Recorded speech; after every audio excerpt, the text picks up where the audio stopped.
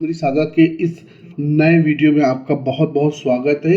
अगर आप चैनल पर नए हैं तो चैनल को सब्सक्राइब कर लीजिए।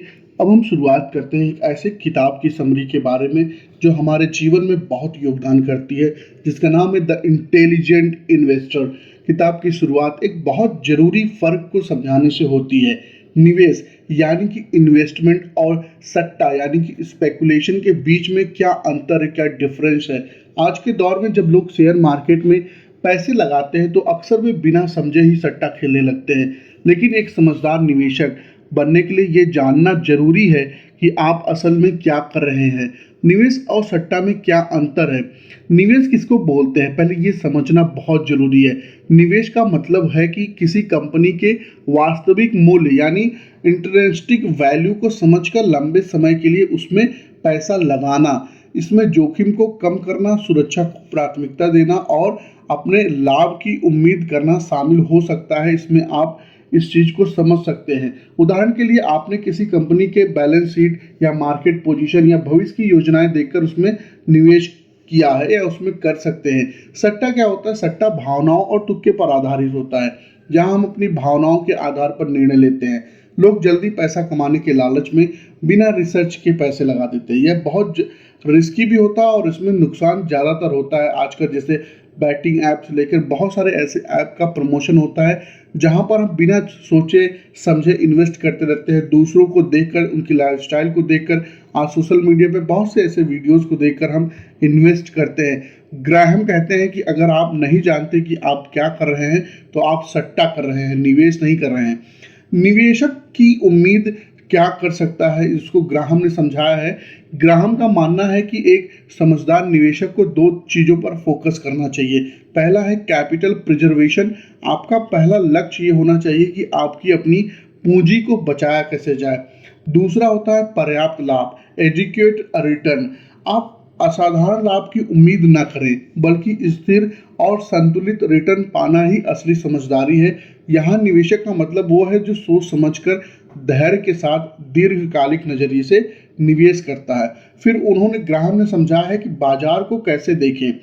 ग्राहम निवेशक को सिखाते हैं कि मिस्टर मार्केट को अपना गुरु नहीं बल्कि एक मूडी बिजनेस पार्टनर समझो। मिस्टर मार्केट कभी बहुत उत्साही होता है और बहुत ऊंचे दाम पर एक स्टॉक्स बेचता है, कभी बहुत निराश हो जाता है और सस्ते में बेच देता है।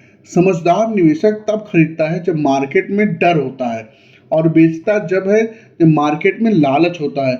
इस अध्याय में उन्होंने ये समझाया है कि खुद से पूछो, क्या मैं निवेश कर रहा हूँ या सट्टा लगा रहा हूँ। दूसरा उन्होंने ये बताया कि निवेश करने से पहले रिसर्च करो, कंपनी की वैल्यू को समझो, धैर्य रखो, बाजार से मुकाबला मत करो, उससे सीखने का प्रयास करो, लालच और डर को नियंत्रण में रखो, वरना बहुत बड़ा नुकसान कर जाओगे। अगर मिस्टर मार्केट हर दिन आपको एक अलग कीमत पर आपके शेयर खरीदने या बेचने का ऑफर दे तो आप इसे कैसे तय करेंगे कि कब हाँ करना है और कब नहीं। यही सवाल अगले अध्याय की ओर ले जाता है, जहां हम सीखेंगे कि मिस्टर मार्केट की चालों को समझकर आप अपने निर्णयों में भावनाओं की जगह तर्क को कैसे प्राथमिकता आप दे सकते हैं। दोस्तों, सेकेंड चैप्टर में द इंटेलिजेंट इन्वेस्टर किताब के दूसरे अध्याय में द इन्वेस्टर ऑफ इन्फ्लेशन यानी निवेशक की मुद्रास्फीति के बारे में ग्राहम ने समझाया है। इस अध्याय में बेंजामिन ग्राहम हमें समझाते हैं कि मुद्रास्फीति या इन्फ्लेशन एक अदृश्य लेकिन खतरनाक दुश्मन है हर निवेशक के लिए। इन्फ्लेशन का मतलब है आपके पैसे की क्रय शक्ति में गिरावट। कितनी गिरावट आपके पैसे में हो रही है उसी का मतलब होता है इन्फ्लेशन। 100 रुपये आज जो खरीद सकता है वो शायद अगले साल उतना न खरीद पाए। और अगर आप अपने पैसे को सिर्फ सेविंग अकाउंट में रखते हैं तो आप असल में पैसा खो रहे हैं। ग्राहम बताते हैं कि ज़्यादातर लोग ये समझते हैं कि उनका पैसा सुरक्षित है यानी बैंक में रखा है, तो वो क्या सही कर रहे हैं, लेकिन वो इन्फ्लेशन को नज़रअंदाज करते हैं। बेंजामिन ग्राहम ने 1990 से 1970 तक के डेटा का विश्लेषण किया और पाया कि अमेरिका जैसे देश में भी इन्फ्लेशन की दर समय के साथ बहुत ऊपर और नीचे हुई है। कई दशक ऐसे थे जहां बॉन्ड्स और फिक्स्ड इनकम इन्वेस्टमेंट ने बहुत खराब रिटर्न दिए, सिर्फ इसलिए क्योंकि महंगाई तेजी से बढ़ रही थी। इसलिए वो चेतावनी देते हैं फिक्स्ड इनकम सिक्योरिटीज़ के बारे में, जैसे कि सरकारी बॉन्ड्स हो सकते हैं, इन्फ्लेशन से सुरक्षित नहीं होते। उन्होंने बताया क्या स्टॉक्स इन्फ्लेशन से लड़ सकते हैं। बहुत से लोग मानते हैं कि स्टॉक इन्फ्लेशन से बचा सकते हैं क्योंकि कंपनियों की प्राइस बढ़ सकती है तो उनके प्रॉफिट भी बढ़ सकते हैं, लेकिन ग्राहम कहते हैं कि यह हमेशा सच नहीं होता। कुछ कंपनियां इन्फ्लेशन के समय में प्राइस बढ़ा देती है लेकिन कॉस्ट भी उतनी ही बढ़ जाती है, जिससे प्रॉफिट वहां का वहां रहता है। इसलिए जरूरी है कि आप ऐसी कंपनियों में निवेश करें जहां प्राइसिंग पावर मजबूत हो। बेंजामिन ग्राहम के अनुसार एक स्मार्ट इन्वेस्टर को क्या करना चाहिए। पहला है डाइवर्सिफिकेशन, एक ही एसेट क्लास में ना रहें। इक्विटी, रियल एस्टेट और कुछ फिक्स्ड इंस्ट्रूमेंट में संतुलन बहुत जरूरी है। दूसरा उन्होंने बताया वैल्यू इन्वेस्टिंग, ऐसी कंपनियां खोजिए जो अंडर वैल्यूड हों लेकिन फंडामेंटली बहुत मजबूत हों।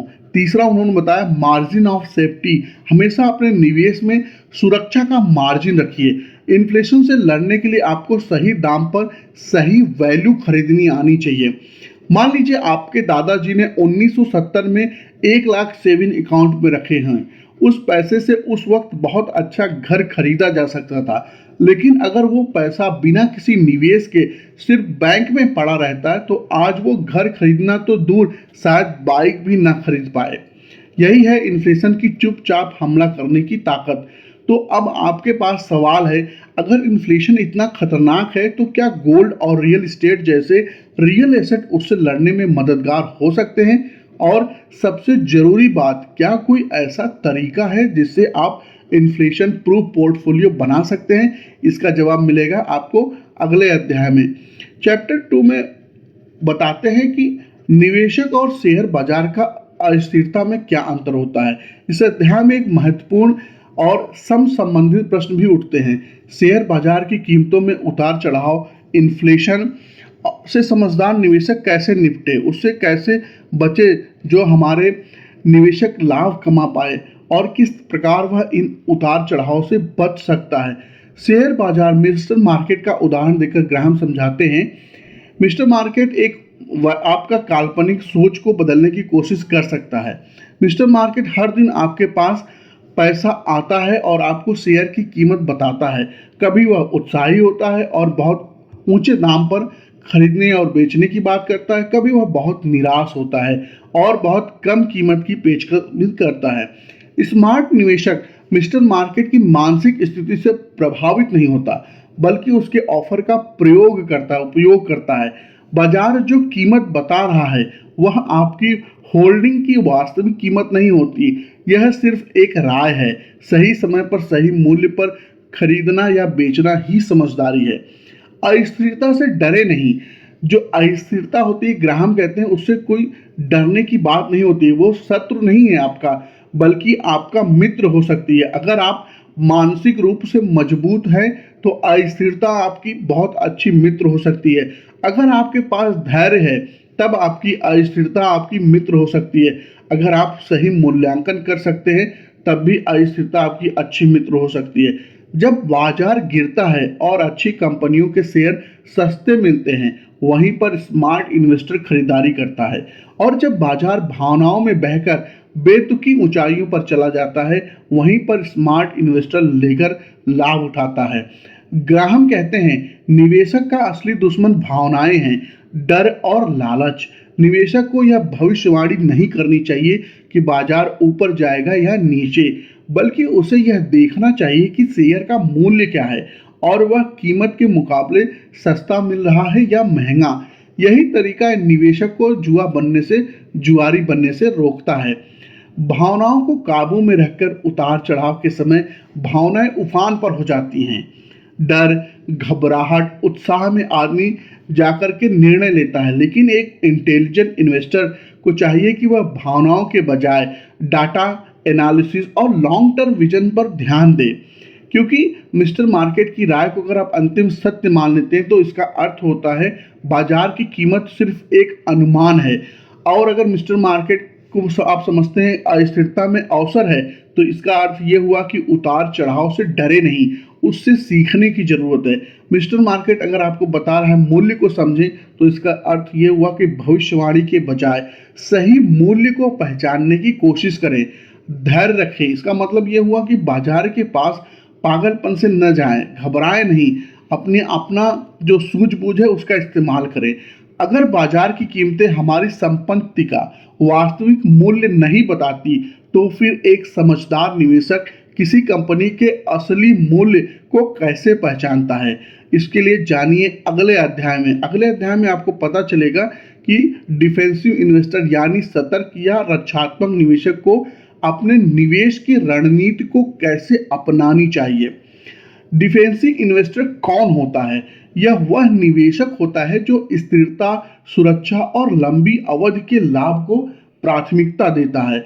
ये निवेशक जटिल विश्लेषक या रिस्क लेने से बचते हैं।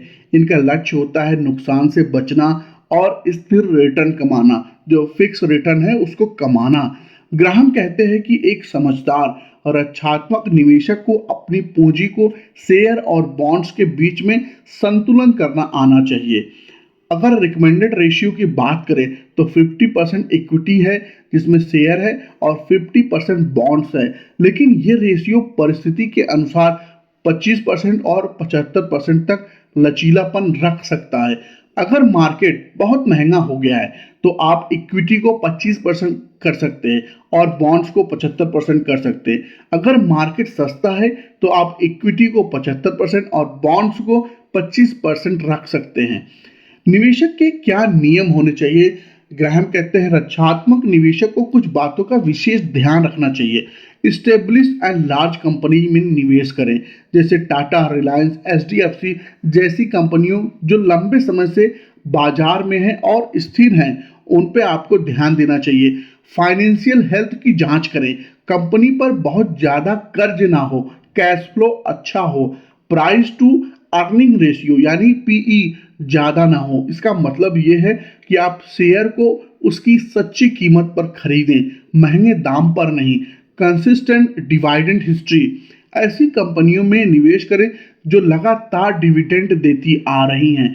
बॉन्ड और इन्वेस्टमेंट के लिए सुझाव देते हैं, अगर आप जोखिम नहीं लेना चाहते तो बॉन्ड्स एक सुरक्षित विकल्प है। गवर्नमेंट सिक्योरिटीज सबसे सुरक्षित माने जाते हैं। हाई रेटेड कॉर्पोरेट बॉन्ड, ऐसी कंपनियों के बॉन्ड जिनकी क्रेडिट रेटिंग अच्छी हो। इन्फ्लेशन को ध्यान में रखते हुए इन्फ्लेशन प्रोटेक्टेड बॉन्ड में भी निवेश आप कर सकते हैं। आपका पोर्टफोलियो समय के साथ असंतुलित हो सकता है। ग्राहम सलाह देते हैं कि हर 6 से 12 महीनों में आप अपने निवेश की समीक्षा करें और उसे फिर से 50 से 50 के अनुपात में संतुलित करें। बेंजामिन ग्राहम एक बार बार बार दोहराते हैं, भावनाओं से मुक्त निवेश करें। मार्केट के उतार चढ़ाव से डरे नहीं और न ही लालच में आए। रक्षात्मक निवेश को संयम और धैर्य से काम करना चाहिए। अपने पोर्टफोलियो को इक्विटी और बॉन्ड में संतुलित रख सकते हैं। सिर्फ ट्रस्टेड और स्टेब्लिश कंपनियों में नहीं निवेश करें। सुरक्षा को प्राथमिकता दें, जोखिम में काम ना करें। लंबी अवधि का नजरिया रखें, जल्दी अमीर बनने का लालच न करें। इस चैप्टर से बेंजामिन हमें ये बताते हैं। अगर एक समझदार निवेशक को भावनाओं से दूर रहना चाहिए तो फिर ऐसे में मार्केट की साइकोलॉजी का क्या रोल होता है और क्या एक इन्वेस्टर को मार्केट के मूड को समझना चाहिए। लालच और डर, ये दो भावनाएं आपके दुश्मन हैं। अगर आप इन्वेस्टिंग में हैं, अनुशासन और धैर्य ये आपके सबसे बड़े मित्र हैं। मार्केट से लड़िए नहीं, उसे समझिए। सुरक्षा पहले, रिटर्न बाद में है। In smart investing is not timing to the market, it's time in to the market. अगर आपको यह अध्याय उपयोगी लगा हो और इसमें आपको कुछ वैल्यू मिली हो तो लाइक और कमेंट जरूर करें, और कमेंट ये करें कि मैं सतर्क निवेशक बनना चाहता हूं, और चैनल समरी सागर को सब्सक्राइब करना ना भूलें। बहुत बहुत धन्यवाद। मिलते हैं नेक्स्ट वीडियो में।